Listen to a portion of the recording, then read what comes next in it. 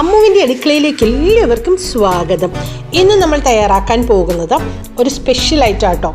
ചക്കയും അവലും ചേർത്ത് നമുക്കൊരു ലഡു ഉണ്ടാക്കാം. അതിന് വേണ്ടുന്ന ഇൻഗ്രീഡിയൻസ് ഞാനിവിടെ ലിസ്റ്റ് ചെയ്യുന്നുണ്ട്. ചക്ക ഞാനിവിടെ എടുത്തിരിക്കുന്നത് പഴുത്ത ചക്ക, നമ്മൾ ചക്ക വരട്ടിയതുണ്ടല്ലോ, അതാണ് കേട്ടോ ഉപയോഗിക്കുന്നത്. ആദ്യം നമുക്കൊരു പാത്രം അടുപ്പത്ത് വെച്ച് ഒന്ന് ചൂടാക്കിയെടുക്കാം. അതിലേക്ക് 2 ടേബിൾ സ്പൂൺ നെയ്യ് ഒഴിച്ചു കൊടുക്കുന്നുണ്ട്.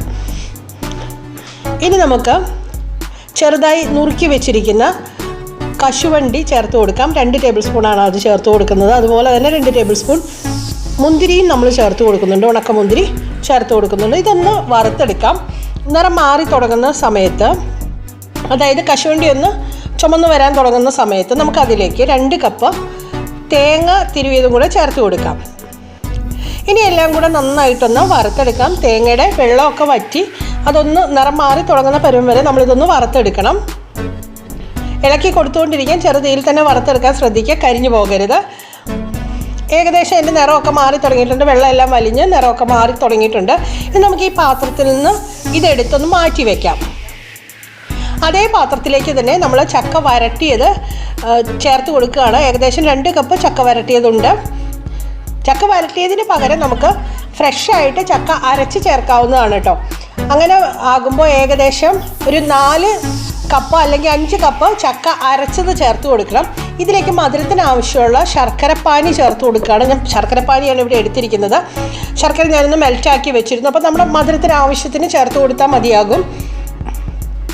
ഏകദേശം 1/2 കപ്പാണ് ഞാനിവിടെ ചേർത്ത് കൊടുത്തിരിക്കുന്നത്. അപ്പം ഓരോരുത്തരുടെ ശർക്കരയുടെ മധുരത്തിൻ്റെ അളവ്, അതിൻ്റെ കട്ടി, അങ്ങനെ നമുക്കത് വേണമല്ലോ.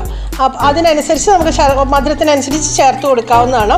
ഇനി അതിനകത്ത് വെള്ളം ഒന്ന് വറ്റിച്ച് ഇതുപോലെ ഒന്ന് വരട്ടിയെടുക്കണം കേട്ടോ. ഇനി നമ്മൾ ഇതിലേക്ക് ചേർത്ത് കൊടുക്കുന്നത് 1 കപ്പ് അവലാണ്. ഞാനിവിടെ ചുവന്ന അവലാണ് എടുത്തിരിക്കുന്നത്. ഇതിൻ്റെ കൂടെ 1/4 കപ്പ് കശുവണ്ടി എടുത്തിട്ടുണ്ട്. ഇതൊന്ന് പൊടിച്ചെടുക്കാം. പൊടിച്ചെടുത്ത പൊടി കൂടെ നമ്മൾ ഇതിലേക്ക് അവൽ പൊടിച്ചതും കൂടെ നമ്മൾ ഇതിലേക്ക് ചേർത്ത് കൊടുക്കുകയാണ്. അതിൻ്റെ കൂടെ നമ്മൾ വറുത്ത് വെച്ചിരുന്ന തേങ്ങയും കശുവണ്ടിയൊക്കെ ഉണ്ടല്ലോ, അതും കൂടെ ചേർത്ത് കൊടുത്ത് നന്നായി ഇളക്കി യോജിപ്പിക്കാം. ഈ ഇളക്കി യോജിപ്പിക്കുന്ന കൂടെ തന്നെ നമുക്ക് 1 നുള്ളി ഉപ്പ് കൂടെ ചേർത്ത് കൊടുക്കാം. ഞാൻ പിന്നീടാണ് കേട്ടോ അത് ചേർത്ത് കൊടുക്കുന്നത്. ഇനി നന്നായിട്ട് ഇളക്കി യോജിപ്പിക്കാം. ചെറു തീയിൽ തന്നെ ഇളക്കി യോജിപ്പിക്കാം. അതിനകത്ത് വെള്ളത്തിൻ്റെ അംശം ഉണ്ടെങ്കിൽ അത് നന്നായിട്ട് പോകണം. അപ്പോൾ അതുകൊണ്ട് ഇതുപോലെ നന്നായിട്ട് ഇളക്കി യോജിപ്പിക്കാം.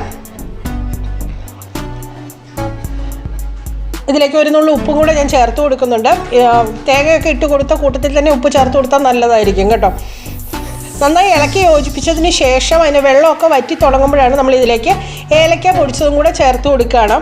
ഏലക്ക ഒരു 8 ഏലക്കയുണ്ട്, 1 ടീസ്പൂൺ ജീരകം, 1 ടീസ്പൂൺ ഇഞ്ചി, ഉണക്ക ഇഞ്ചി പൊടിച്ചത്, അതായത് ചുക്കുപൊടി ഉണ്ട്. അത് കുറച്ച് 1 ടേബിൾ സ്പൂൺ പഞ്ചസാരയും കൂടെ ചേർത്ത് ഒന്ന് ഞാൻ പൊടിച്ചെടുത്തതാണ്. അതുകൂടെ ചേർത്ത് കൊടുത്ത് നന്നായി ഇളക്കി യോജിപ്പിക്കാം.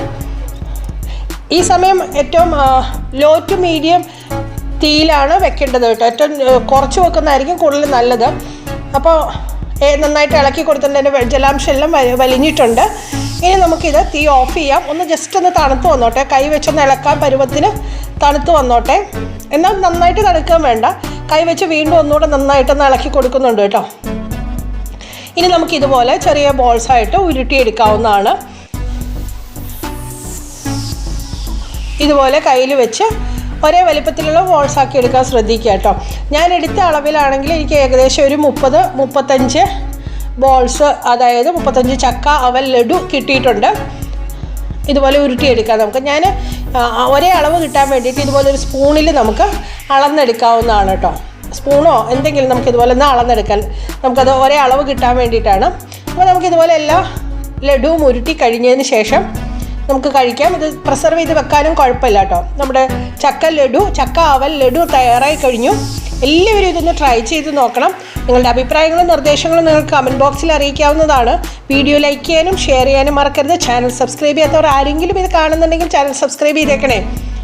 ആ ബെല്ലൈക്കൺ കൂടെ പ്രസ് ചെയ്താൽ അപ്പോൾ നോട്ടിഫിക്കേഷൻസ് നിങ്ങൾക്ക് ലഭിക്കുന്നതായിരിക്കും. Thank you for